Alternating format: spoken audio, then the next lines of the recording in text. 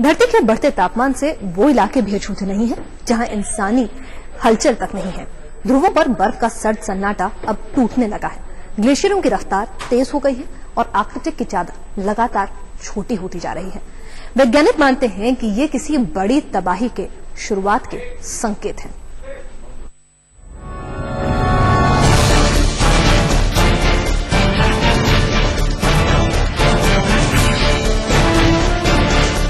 बर्फ की इस अंतहीन दुनिया में धरती की सलामती की कुंजी है। जब तक बर्फ का ये सिलसिला सुरक्षित है, हमारी दुनिया भी महफूज है। लेकिन खतरे की बात यह है कि धरती के तेजी से बढ़ते तापमान की वजह से बर्फ का ये बेहिसाब विस्तार अब सिकुड़ने लगा है।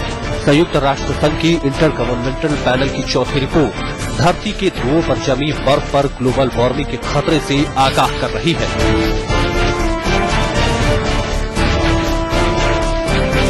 रिपोर्ट के मुताबिक 2100 तक आर्कटिक में बर्फ की चादर 22 से 23% तक सिकुड़ सकती है।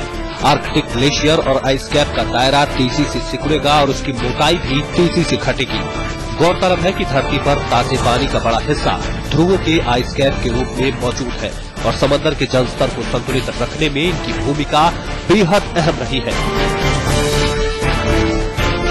लेकिन ग्लोबल वार्मिंग की वजह से उत्तरी और दक्षिणी दोनों ही ध्रुवों पर तापमान में तेजी से बदलाव हुए हैं।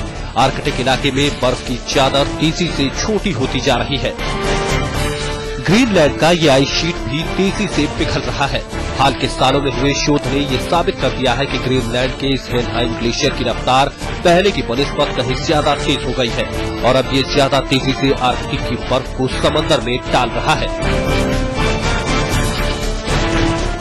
वैज्ञानिकों का मानना है कि अगर ग्रीन हाउस गैसों के उत्सर्जन पर लगाम नहीं लगाई गई तो आर्कटिक में ग्लेशियरों के पिघलने और बर्फ की पट्टी के सिकुड़ने की रफ्तार कहीं ज्यादा तेज हो सकती है और इसका नतीजा दुनिया के कई मुल्कों के लिए बेहद खौफनाक साबित होगा।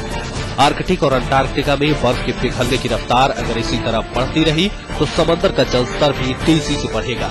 नतीजा मालदीव, बांग्लादेश, भारत के मुंबई और पश्चिम बंगाल समेत यूरोप और अमेरिका के कई हिस्सों के वजूद पर बड़ा खतरा पैदा हो जाएगा। धरती के ये निचले हिस्से समंदर में समा जाएंगे।